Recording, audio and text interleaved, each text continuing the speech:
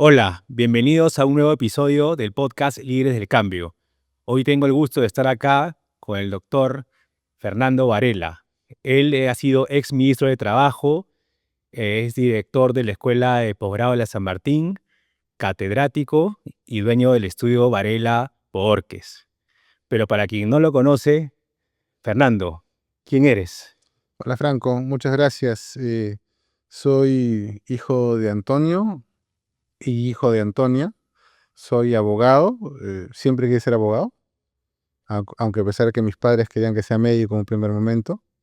Eh, Mi dedicación exclusiva en materia laboral es desde que tengo 17, 18 años. Desde esa edad, ahora tengo más de 20 años de experiencia, 25 quizás, solamente dedicado a materia laboral. Tengo una firma, que es la firma Varela Borges Abogados, en la que me dedico al litigio, que es una de mis grandes pasiones. Un poco la parte de la atención de la semana siempre baja con el tema de litigar y ganar un caso, a las consultorías, a los arbitrajes, que es otra pasión. Ya más adelante te diré o te contaré cómo llego a los temas de relaciones colectivas con los sindicatos, porque era un curso que tuve un mal profesor, pero en la vida tuve un maestro que me enseñó esos temas de manejar sindicatos. Soy profesor y más que nada soy una persona que está enamorada de hacer las cosas bien y que quiere que el Perú crezca, ¿no? Eso soy yo, Fernando Varela. Buenísimo, buenísimo. Y justo un poco lo que ya ibas anticipando, ¿no? Cuéntanos un poco de toda esa experiencia, ¿no? Mira, todos los temas que has visto, que has aprendido, cuéntanos nuestra experiencia y qué aprendizajes principales has tenido durante toda tu trayectoria. Actualmente yo soy un abogado que tiene una firma y también soy un profesor universitario. Y todo ha venido junto, porque yo cuando empecé a estudiar derecho era de aquellos que se dedicaban a trabajar y estudiar. Yo tenía un grupo de amigos que por suerte sus papás le podían pagar la carrera, pero yo no tenía esa suerte. Pero eso me hizo valorar mucho más la carrera y entendí que era importante ganarle horas de estudio a la noche para poder aprender y poder estar a la par de mis compañeros, porque mientras yo tenía horas trabajando, ellos tenían horas estudiando y eso me hizo valorar la carrera. Y ahí es cuando mi vida, por ejemplo, da un vuelco en lo profesional porque conozco a quien fue mi maestro, que fue el doctor Fernando Elías Mantero. Quienes lo conocen y los que están viendo nuestro podcast el día de hoy, Fernando Elías Mantero era una de las personas más encumbradas en derecho laboral peruano. Entonces llegué a él y él vio en algo en mí que hizo que me quedara con él trabajando cerca de 15, 18 años. Y de él aprendí. Y claro, habían amigos, pero que ya empezaba en esa época la rotación que tú debes ver en tu materia. Claro. En mucha rotación, ¿no? Yo veía que mis amigos estaban 6 meses en una empresa, 10 meses en una empresa, después estaban buscando irse a otras, pero yo tenía muchas ofertas de algunos clientes del estudio o de otros que por ahí me conocían, pero yo tenía siempre una excusa para quedarme con el doctor, que era aprender, y me quedé con él. Y compartimos el estudio, luego él falleció, asumí el riesgo de liderar una firma, pero también vino acompañado de nuevas oportunidades y experiencias en la enseñanza. Yo empiezo a enseñar en la Universidad San Martín de Porres, lo he enseñado en Lima, en la Universidad de Lima, ahora estoy enseñando en la Universidad de San Marcos, por ejemplo, en posgrado, pero también me fui a Tacna a dictar a Tacna, también me fui al norte a dictar en Chiclayo, un poco para así Aprender, ¿no? ganar de las Ujú. experiencias, ¿no? Y ahí es cuando hoy por hoy soy un profesor consolidado, soy ahora profesor asociado en mi universidad, a pesar de mi edad, es poco probable que alguien de mi edad pudiera ser asociado, al menos en mi universidad, y consolidado en la firma. Pero todo ha sido un devenir, ¿no? Un trabajo. Por eso me siento preparado siempre en cualquier instancia, porque no es de ahora, sino desde antes. Mm, ok. Y cuéntanos que tú has pasado por muchas experiencias y no, eres un estudio, pero en todo eso, ¿qué todos como para poder evolucionar tenemos que haber tenido aprendizajes y cambios importantes como personas, ¿no? Para poder generar un cambio, tú que has sido también el ministro, tenías un propósito. ¿Qué aprendizajes o qué es lo que tú has vivido que te ha generado un real cambio como persona, que eso luego lo pudiste llevar al ámbito laboral, ¿no? En primer lugar, yo soy un convencido, Franco, de que uno siempre tiene que estar cerca a sus orígenes. O sea, siempre provenimos de algo, ¿no? Entonces, estar cercano a eso es importante. A veces cuando uno va cosechando éxito, a veces por la juventud, hablamos algo de la juventud antes, uno se va perdiendo, ¿no? Pero los años no solamente te dan kilos, sino te dan experiencia y ese es recordar los orígenes.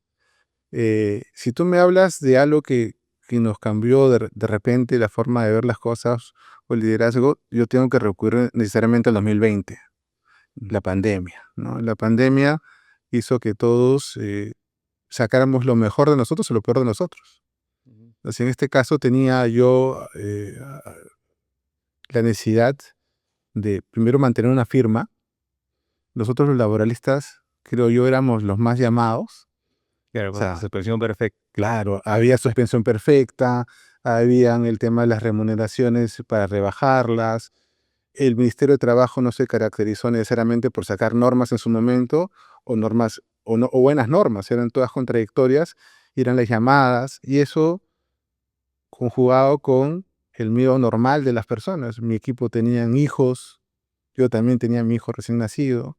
Era atender al estudio, ya cuando nos dejaron salir, atender al estudio, cumplir con los clientes, darles tranquilidad, pero también teníamos el tema familiar y eso hizo que con planificación, con serenidad, podamos mantener la calma y poder lograr los resultados. Pero luego yo, saliendo del estudio, tenía que ir a la universidad porque también trabajaba en la universidad. Y lamentablemente falleció el director de ese entonces, el doctor Felipe Villavicencio, y el decano dijo, Fernando, te toca liderar. Tú eres ahora el director encargado. Ahora soy el director oficial, pero antes era el director encargado. Y era mantener calidad educativa con clases virtuales, que parece simple ahora, pero prepara a profesores que lo han ganado todo, que son encumbrados, que son mayores y que tenías que hacerles entender que ahora tenían que hacer clases virtuales. Entonces, liderar eso también me hizo entender que así como tienes el espacio de la firma, la firma que es tu negocio, también tienes otro espacio que es atender a personas encumbradas que pueden ser soberbias en algún escenario, pero que luego con humildad te dicen, Fernando, no sé, ayúdame a adecuarme a esta circunstancia y seguir dictando clases. Ujú. Eso fue gravitante. Y creo que todo eso me sirvió para en su oportunidad, cuando me llaman en el 2023 y me dicen, queremos que usted sea el ministro, decir, bueno, ya he asumido retos antes.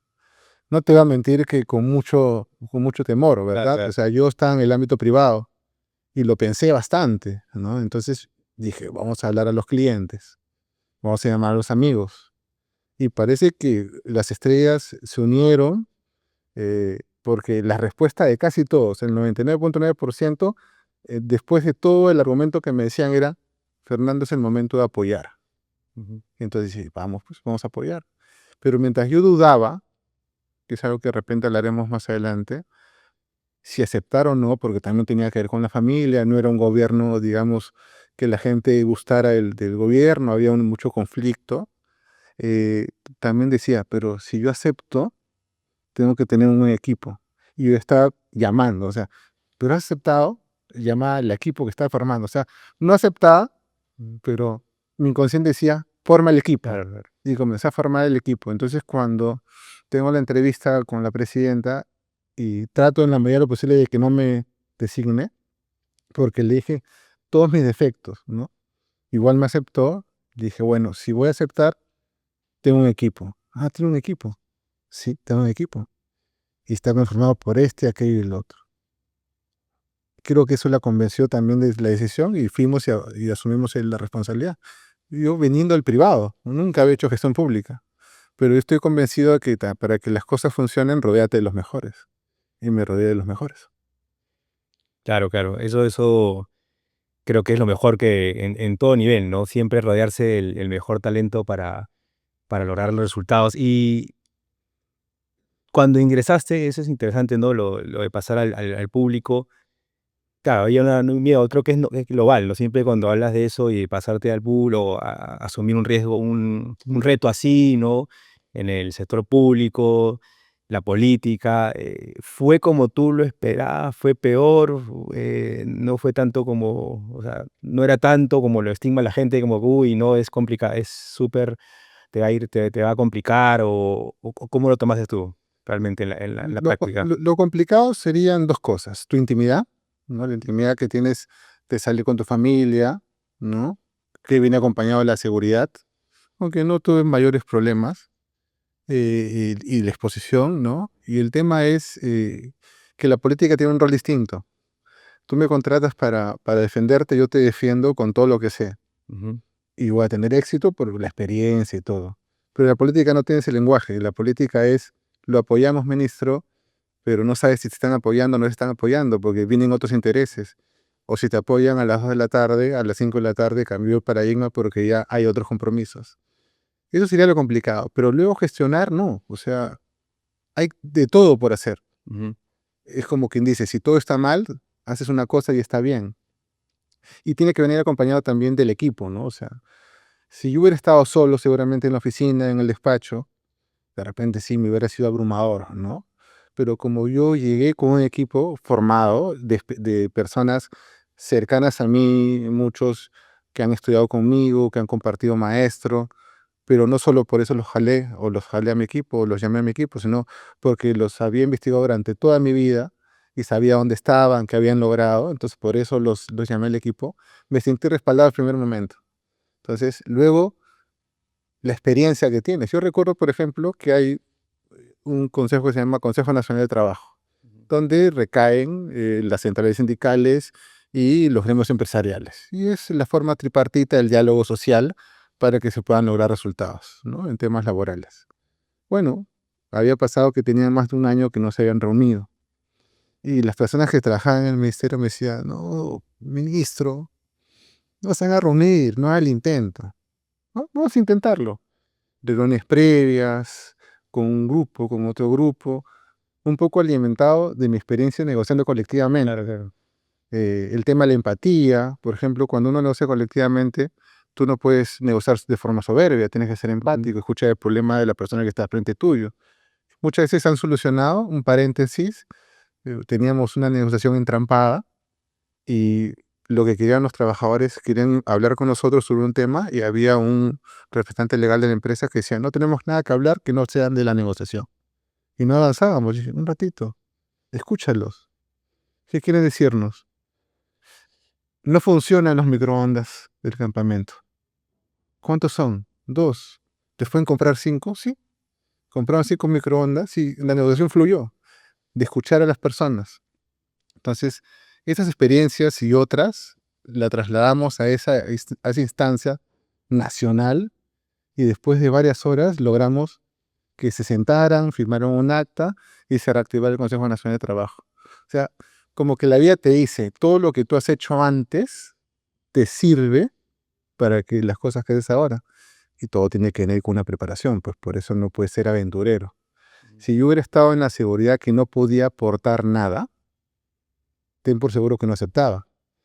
Pero mi mente me decía, tu vida privada, la política no es tu lenguaje, no es la forma como tú te comunicas, pero por dentro había algo en mí, puedes aportar, puedes aportar, puedes aportar. Y es por eso que ahora entiendo, y ahora que hablo contigo, creo que cierro esa idea de que mientras me negaba a aceptar o a discutir, yo estaba automáticamente escribiendo, ¿vendrías conmigo? Claro, Hay esa posibilidad, porque había esa discusión interna que la ganó el que podíamos aportar. claro, ese propósito por aportar, ¿no? Salir Exacto. de pronto adaptarse a una forma distinta de comunicarse y todo, porque hay que adaptarse un poco a la política. Y más que aportar, creo que servir es la palabra correcta, ¿no?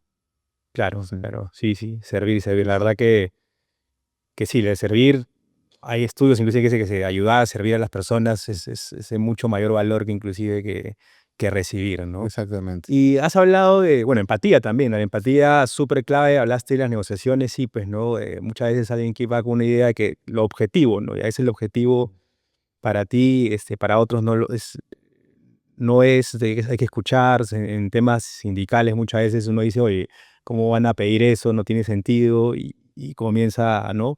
Lo que uno cree que es como debería ser o lo correcto. Y cuando uno parte de eso y no se abre o escucha a otra parte, pues ahí es donde se traban las cosas, ¿no? Y muchas negociaciones en general se caen.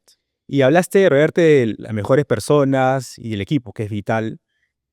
Entonces, ¿tú qué estrategias normalmente usas para que los equipos que trabajan contigo se alineen y logren el impacto que tú estás esperando? Eso es importante porque estamos en una sociedad, y yo he visto, tanto en lo privado como en lo público, donde se acostumbran al sí señor. Hay personas que sobreviven con el sí señor. Su aporte más importante en la organización es lo que usted diga, gerente. Ujú. Eh, pero también hay gerentes, ministros, líderes que reciben una satisfacción cuando tienen razón. Esa es la política de lo que llamamos el sí señor. Y lo que yo digo es, si tú tienes un equipo de trabajo y los has convocado a ese equipo de trabajo por la única razón de que crees en sus competencias, tienes la obligación de escucharlos. Entonces, primero escuchas. La primera estrategia es escuchar. Y escuchas con la seguridad de que las personas que te están llamando, tú las has convocado porque tienen algo que decir. Si no, sería una discusión tonta, o mejor gobiernas o diriges con tu espejo. Luego de eso se debe analizar. A veces, y creo que esto ya es una verdad de perogrullo, que es, no podemos tomar decisiones en caliente. Por ejemplo, en la firma, estábamos acostumbrados nosotros, menos en la unidad de posgrado, que es una dinámica distinta, pero en la firma siempre le hacemos a los clientes varios escenarios, ¿no? Ujú. Escenario uno, Claro. escenario 2, todos los escenarios posibles ya tú decides. Este escenario, 100% de Pero hay éxito, contras. este escenario con un tipo de riesgo, tienes que decidir. Y eso lo trasladamos también a la toma de decisiones. Pónganme en todos los escenarios posibles, ¿no? Entonces eso es importante, escuchar, y luego tomar la decisión y pelear para que la decisión funcione, ¿no? Ir y ver que funcione la decisión que estás tomando, porque viene planificada. Y eso tiene que ver mucho con escuchar. No estamos acostumbrados a escuchar, estamos acostumbrados muchas veces a imponer. Esta es mi idea, haz lo que estoy diciendo. Entonces, ¿para qué tienes equipo de trabajo? Eso es importante tenerlo en cuenta siempre, Ujú. ¿no? Y hablando de liderazgo y el estilo que entiendo que tú aplicas actualmente, ¿hubo algún momento o algo que hizo que tu estilo de liderazgo en algún momento cambiara? O sea, a veces pasa que uno como líder tiene una situación o pasa algo en algún momento que hace que tú reflexiones de cómo estás liderando y que genera un cambio trascendente en tu forma de hacerlo. ¿Tú has tenido alguno de eso, alguna etapa donde digas, o yo era una forma y esto me hizo evolucionar o modificar, ¿no? Que tenía que cambiar de ruta y ser diferentes? De hecho, nosotros como seres humanos somos eternos cambiantes, ¿no? No es el Fernando Varela o el Franco de los 20 años, no es el mismo de los 35, 40 años. Pasan, pasan meses, años, kilos, canas que nos hacen cambiar. Mucho de ellos es el tema de, y te lo digo, ahora que me lo dices no lo había pensado, pero te lo digo, ¿no? Nosotros cuando trabajamos en una firma, los abogados, en la práctica no somos abogados independientes, ¿no? El cliente puede estar contigo como que no puede estar contigo. Entonces, el hecho de que, por ejemplo, haya un cliente que cuestione tu forma de trabajar es muy importante porque tú, si el cliente te lo cuestiona, tú tienes que decir, es por algo, ¿no? Entonces, tú tienes que tener la posibilidad de analizarte, primero analizar a tu equipo.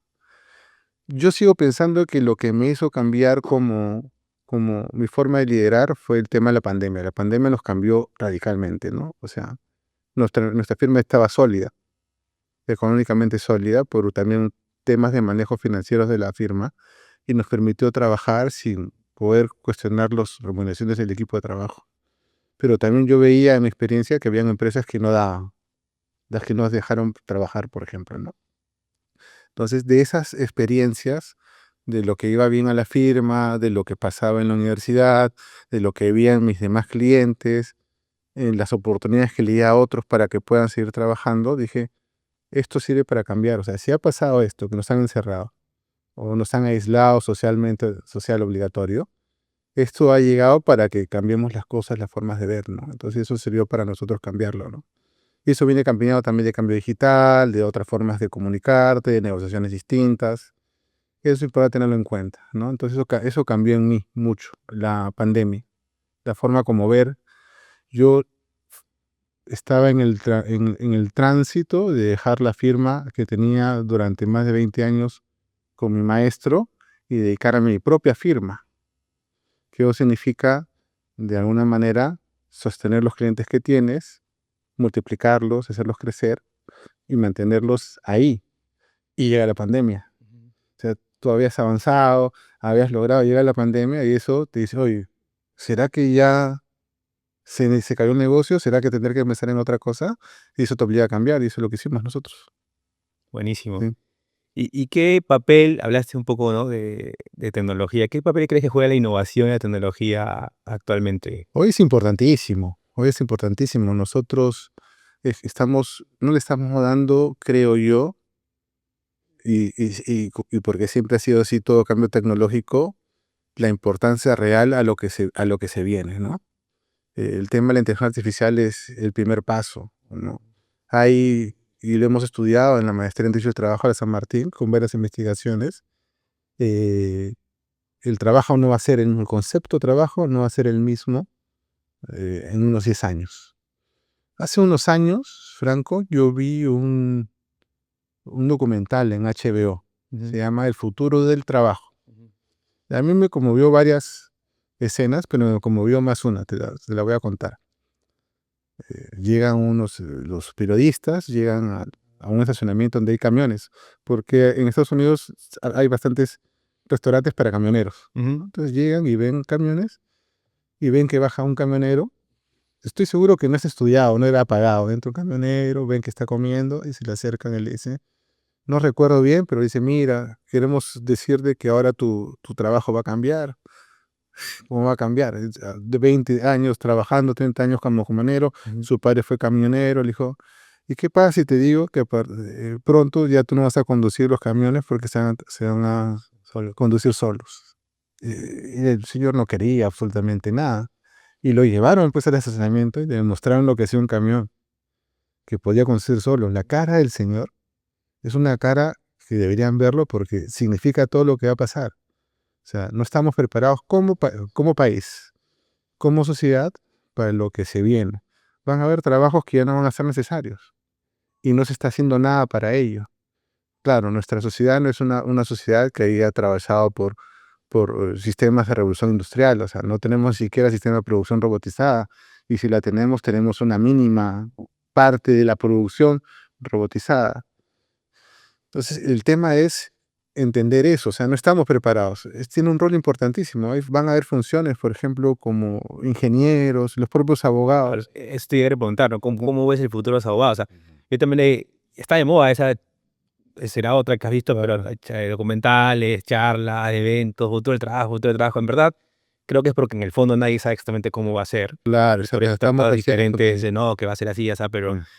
pero tú cómo lo ves. O sea, ay, pero en algunas han dicho que uno de los oficios que va a desaparecer, algunos ya extremos desaparecer, otros, bueno, evolucionar, claro, porque se dice que si todo va a estar escrito, se puede terminar ya en el escenario uno, este caso se puede resolver así, en el escenario 2, en el tema legal, ¿no? Que se podría suplir. ¿Tú cómo lo ves? El tema el rol del abogado va a cambiar. Ujú, Claro, evidentemente al abogado se le busca para que absuelva consultas o resuelva conflictos. ujú, Eso está de más decirlo. Claro, ahora vas a tener sistemas de inteligencia artificial que en 10 años van a tener la inteligencia pues, de un ingeniero de la NASA. Te va a resolver seguramente cómo resuelve en el Perú un caso de desnaturalización y si este contrato se va a desnaturalizar. Lo pueden hacer y las empresas van a estar tentadas, en lugar de pagar al abogado, mejor pagó a la inteligencia artificial y va a tener a un abogado junior que sea un sensor de esa información. Pero siempre va a haber el tema del abogado que conoce, el del abogado de experiencia, el abogado que ya ha resuelto casos similares y que luego, como no va a haber inteligencia, eso sí estoy seguro, inteligencia artificial que resuelva casos, porque van a ser los jueces los que lo resuelven, ahí estará el abogado con experiencia, con conocimiento, que sea la última punta de lanza para poder solucionar el problema. pero va a cambiar su rol. Entonces es importante estudiar, no renunciar a la inteligencia artificial, sino conocerla, Claro. conocerla, porque luego va a llegar y tú vas a decir, doctor Varela, pero esto ha llegado esta consulta. Sí, pues esta consulta es 99% de inteligencia artificial, vamos a estudiarla. Y de repente, o estar de acuerdo con el resultado, o decir no ha tenido en cuenta Claro. estas aristas, ¿no? Pero no solamente es 1 más 1 es 2. Es el chiste del abogado, dime cuánto es y dime 1 más 1, qué es lo que quieres que sea. Pero no, me refiero en el sentido de que la arista puede ser sí, pero no has tenido en cuenta que acá hay una laguna de interpretación que la Corte Suprema podría discutir en tal o cual situación. Entonces hay que adecuarnos, creo, eso es lo más importante. Y otra parte que no se puede suplir que son las emociones también, ¿no? Y lo no verbal, ¿no? Porque hay papeles que juegan en las decisiones que van más allá, ¿no? De la razón, inclusive. Se dice que las personas decidimos más por la emoción que por la razón. Entonces, Por esto va a ejemplo, seguir existiendo siempre y eso ningún inteligencia te lo va a definir al 100%, porque yo te puedo persuadir a hacer algo que tú mismo has visto en tu vida de que no es lo que deberías hacer y yo te convenzo de que lo hagas distinto por percepción, por persuasión o como quieras llamarlo, y es más emocional, ¿no? Y eso, eso lo podríamos ver, por ejemplo, en negociaciones colectivas, totalmente. ¿no? Donde, Totalmente. donde, claro, a no ser que estemos hablando pues, de una película de ciencia ficción, unos 50 años se negocien máquinas con máquinas, el tema es que las emociones son importantes, ¿no? Por ejemplo, yo tengo, por ejemplo, una convicción, una certeza. Cuando hablamos de negociación colectiva, el asesor no puede ir cambiando cada año, porque el sindicato no cambia cada año. Ujú. Entonces, una cosa es cambiar de asesor cada año y empezar de cero a que el sindicato conozca el asesor que negoció contigo hace un año, hace 2 años. Y fíjate cómo hasta puedes tú quebrar una reunión, o sea, quebrar la dureza, la duda de una reunión, y decirle, Franco, en este caso, otro Franco, ¿y tu hijo ya terminó la universidad? Me contaste que estaba próximo a terminar, me dijiste, sí, ingeniero, ¿no? No, sí, sí, salió, qué bien, te felicito. Esas son Claro, generaciones de empatía, de confianza, que te acercan, ¿no? Porque lo conoces. O tú, ¿las acuerdas que hace mucho tiempo? Yo te voy a contar una anécdota de negociación colectiva. Habíamos terminado la pandemia, estábamos negociando colectivamente con un sindicato muy importante, una empresa muy importante, virtualmente. Yo estaba negociando con pantallas en sí, negro, eso es complicado. Ujú. entonces, y no avanzábamos. Entonces le dije al gerente, ¿sabes qué? Tienes que sentarnos y juntarnos todo un día, a la vieja usanza. La vieja usanza era que tú entrabas a las 8 y no sabías a qué hora salías. Pero tenemos que resolver, tenemos 3 meses en esto. Pues muy bien. Y fuimos a una planta con todos los temas de seguridad, con vacunas, con todo, porque todavía teníamos ese temor. Y creo que jugaba Perú, ¿verdad? Y jugaba Perú a las 8. Entonces, veíamos que los jóvenes Ya que, a las 5 querían cerrar. Entonces, a las 6 cerraron, ¿no? A las 6 cerramos y ya se estaban cerrando sus laptops, que no sé para qué eran laptops a una negociación, ¿ya? Y con uno de los viejos dirigentes que nos conocíamos años, nos reímos. No saben que todavía tenemos que revisar el acta, ¿no? Y se rió, claro, pues doctor. Y nos miraron, ¿y cuánto demora eso? 3 horas. Porque cada punta o cada coma de esa acta lo van a revisar. No, que tiene que ser así, que tiene que ser así. Y nos quedamos pasado la medianoche. Eso no lo va a poder hacer una inteligencia artificial, pero hay cosas que sí, ¿no? Que hay que prepararnos para eso. así es, totalmente de acuerdo. Sí. Y hemos hablado también un poco de competencias, ¿no? De las personas. Depende del rol ahí, por ejemplo, hay negociación edital en el rol de una persona que sindicatos, ¿no? Pero en general una persona que quiere ser líder de cambio, que quiere generar cambio, impactar en este mundo actual, tecnológico, ¿cuáles crees que son para ti las competencias más importantes actualmente para alguien que quiere ser un líder de cambio? La falsa complacencia no debe existir, ¿no? Cuando uno quiere liderar, no tiene que caer en la tentación de ser complaciente. Lo que te decía hace un rato, sí señor, ¿no? Tenemos que ser incómodos, pero no incómodos por ser incómodos, sino incómodos informados. Es decir, llegas a una empresa y le dices, ¿y por qué así es el sistema de archivos? porque así es. No, pero no es eficiente. Déjalo. Así ha funcionado siempre. Pero fíjate que este sistema de archivos yo te puedo hacer utilizando inteligencia artificial que sea más eficiente. No, déjalo. No te, ya, bueno. Ese es complaciente por sobrevivir. Pero si estoy seguro que lo que yo quiero aportar a la empresa va a ser más eficiente, tengo que insistir. Eso es lo primero.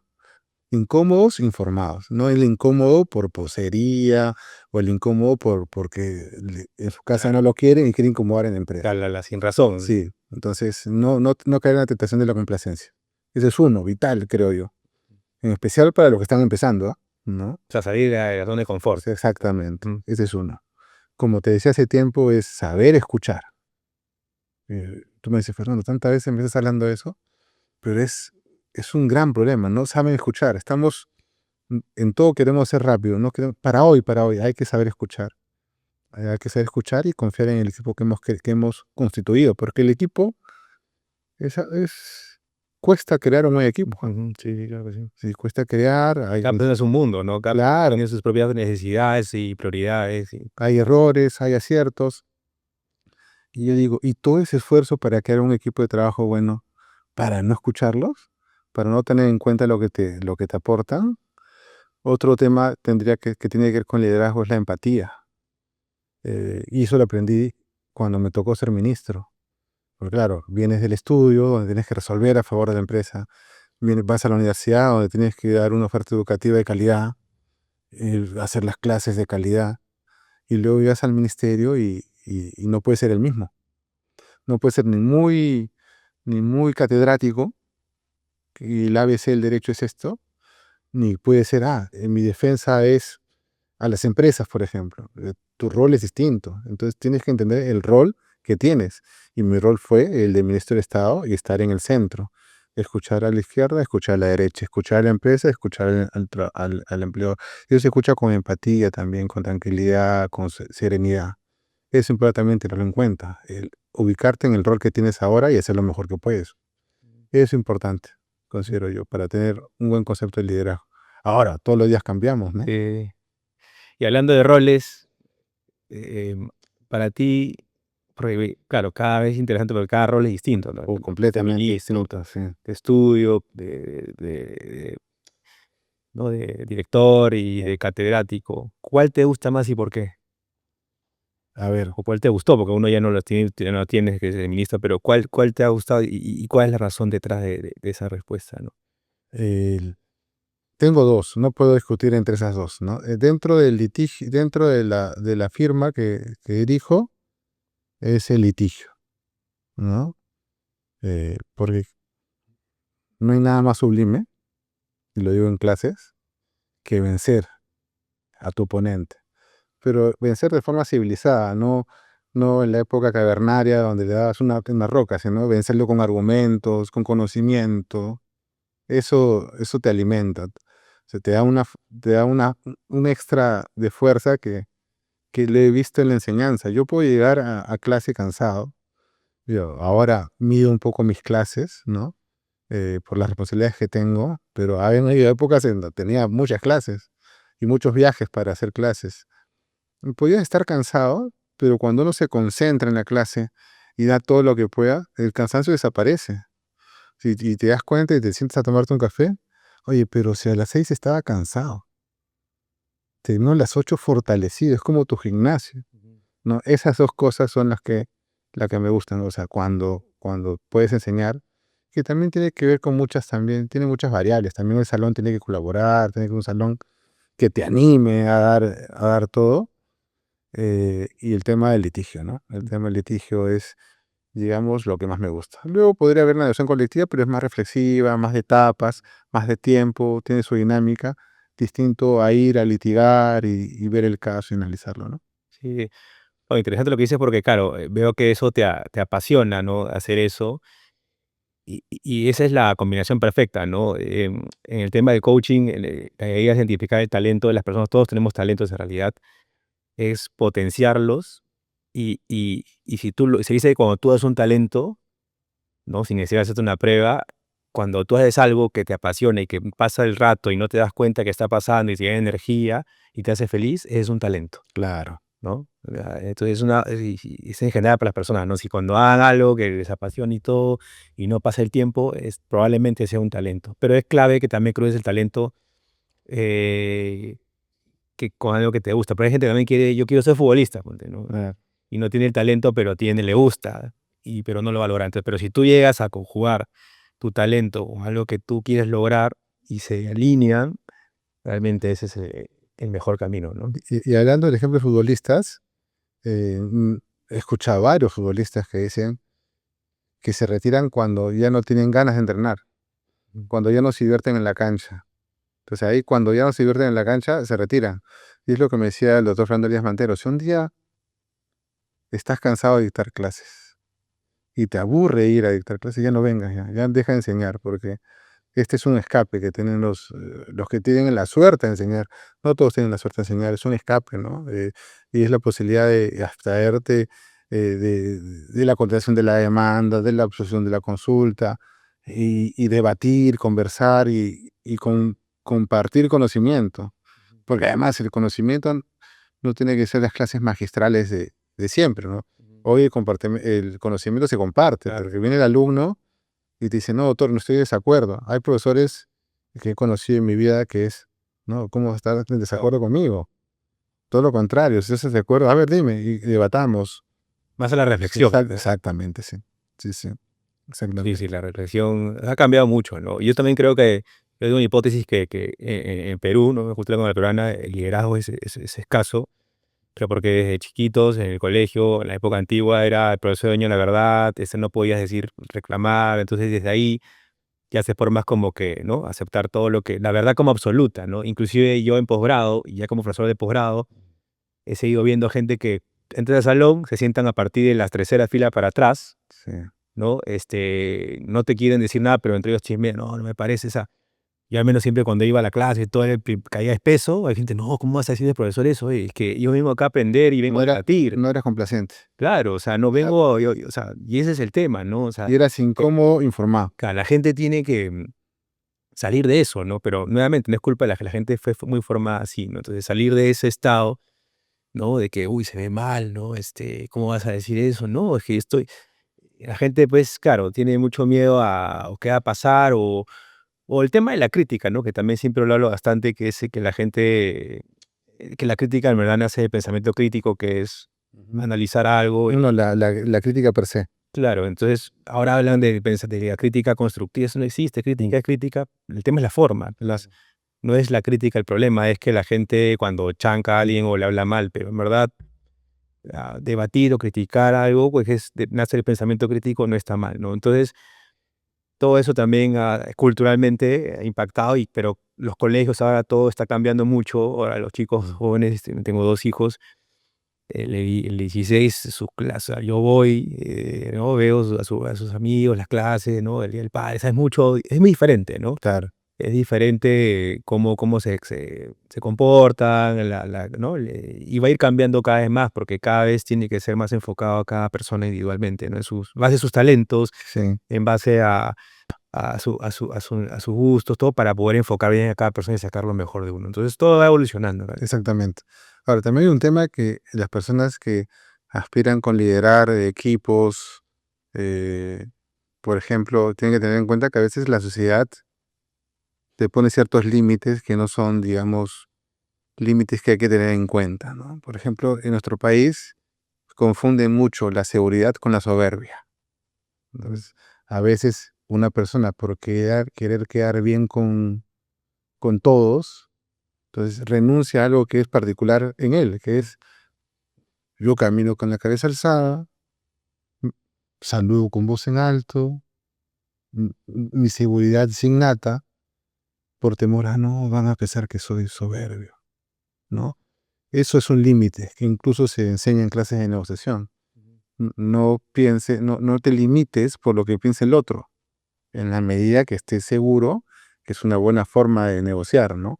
Entonces, a veces, eso si lo trasladas al liderazgo, muchas personas, por querer estar bien con todos o porque ahora hay una nueva idea de liderar, dicen, no, van a pensar que soy soberbio y se limitan.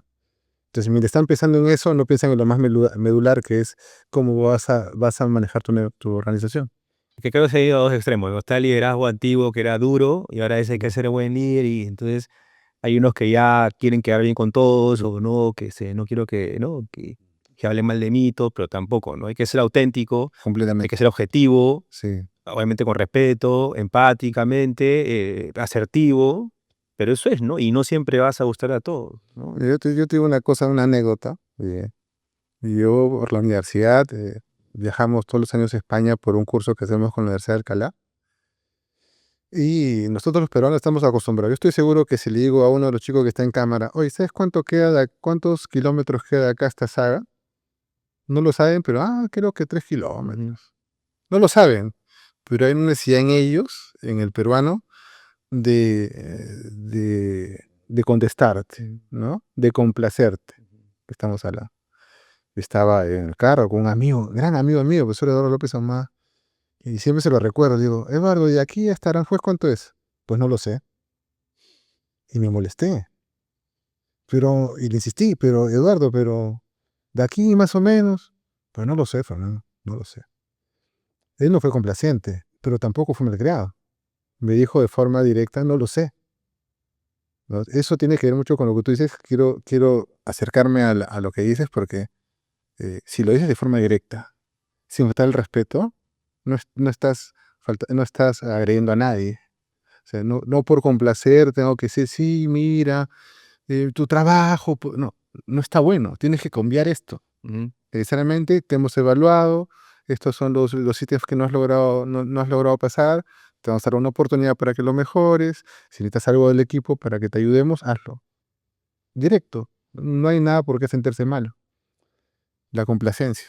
Sí, sí, sí. Necesidad de complacer es el problema también. Sí, y ahí justamente hay gente que igual se va a afectar, pero eso es el cambio, justamente, porque si seguimos con esos comportamientos no vamos a evolucionar. Entonces la gente tiene que despertar, ¿no? Y trabajar esas competencias de las que hablas tú y otras importantísimas que haya para que evolucione. Y no solamente es por la empresa o el lugar de su trabajo, es por las personas, ¿no? Exactamente. Porque yo a veces cuando digo, de pronto la persona se está afectando, pero digo, es lo mejor para esa persona, ¿no? Al final es por su bien, porque de pronto hay gente que está en una empresa muchos años y de pronto lo tienen ahí y le choca el cambio y todo.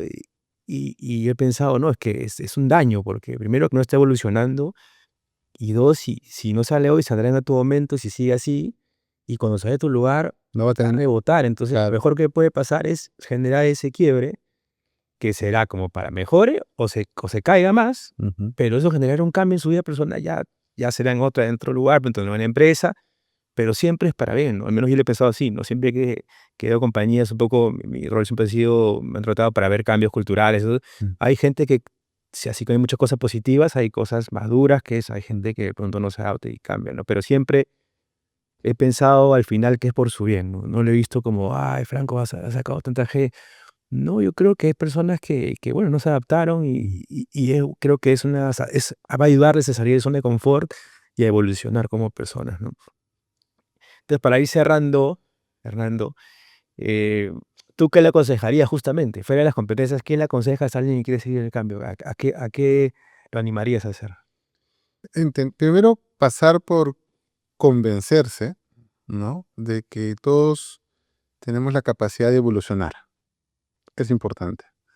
Eh, yo en la administración pública vi, lamentablemente, como me enseñaron en casa, con honrosas excepciones, que una vez que tienes por ejemplo, un puesto fijo, ya no haces el mínimo esfuerzo por mejorar. Y si ese ejemplo lo trasladamos a lo privado o a las organizaciones, eh, hay muchas personas que se satisfacen con lo que tienen. Y es por eso que cuando llega un nuevo jefe, unos nuevos socios, les resulta difícil el cambio. Entonces, primero, por conocerse que todo puede evolucionar. Estamos acá para evolucionar. Como decíamos hace un momento, el Franco y el Fernando hace 20 años no puede ser el de los 40 y tantos de ahora, no puede ser. Porque si no has cambiado es que no has hecho el mínimo esfuerzo para nada. Tu vida no ha aportado nada. Tienes que cambiar. Y eso es uno. Dos, ¿qué le recomendaría? Lo voy a repetir. ser incómodos, Mm. ser incómodos. Incómodos, de nuevo, documentadamente, informadamente, ¿no? Si yo sé que que tengo mi obligación de evolucionar, me preparo, pero ¿qué hago yo preparándome si no me atrevo a ofrecer? Ujú. Ah, no, me estoy preparando porque Franco ha llegado y tiene que conocer que mi currículum ha mejorado y que yo he seguido cursos y con eso me puedo quedar. No, eso no sirve. Eso será para tu vitrina. Tienes la obligación como parte de una organización o de una empresa, como una persona que aspira a liderar, a incomodar. Si esto es así, ¿por qué es así? Ujú. Yo sé de maneras que puedo lograr que esto puede cambiar y ser más eficiente. Ah, no, bueno, déjalo ahí. No, voy a insistir hasta que me escuchen porque estoy seguro que lo voy a hacer. Es importante. Buenísimo. Sí. Y bueno, para cerrar, Fernando, podríamos estar en verdad horas, pero el Sí, tiempo sí, está interesante, es está interesante. interesante, Sí, sí. sí. Eh, ¿Qué le preguntarías tú a nuestro siguiente invitado? Es una buena pregunta. Yo le preguntaría a tu siguiente entrevistado, eh, ¿cuál fue el error más grande que pudo haber tenido liderando alguna institución u organización, pero de qué le sirvió? ¿No? ¿Qué punto de inflexión hubo a favor de su liderazgo? ¿De qué le sirvió ese error? Porque todos cometemos errores. Así es. ¿Le sirvió de algo o no le sirvió? Se Eso. dice que de los errores es lo que más se aprende, ¿no? Hay algunos que dicen, claro, lo dicen así, o hay unos que dicen, equivocándose se aprende, ¿no? Aprende, ¿no? Pero tampoco, tampoco, ¿no? Sí, yo Claro. creo que también es Sí, indebatible porque sí, ahora me pongo hablando de eso. Sí, recuerdo un poco la lectura del Arte de la Guerra, que es un libro que a mí me gusta bastante. Habla de el general ve lo que nadie ve y se anticipa, y que más bien un buen general es el que ya vio el problema antes de que suceda. exactamente. Entonces, Sí, se contradice un poco, aunque claro, uno se debe equivocar. claro. Pero no, yo creo que sí, o sea, es normal y más bien, más que la palabra fracaso es resultado, ¿no? Yo también siempre pienso que no hay fracaso, hay resultado. Simplemente tú tienes un proceso para hacer algo y si no funciona es porque el proceso no funcionó. Simplemente cambia el proceso, cambia tu resultado. No es que sea un fracaso, es Exactamente. un resultado de un proceso mental de pensamiento o de acción. Y si tú lo modificas, te va a dar resultado en algún momento. Y la idea es que haya menos ese error posible, pero es parte, ¿no? Está bien, así debe ser.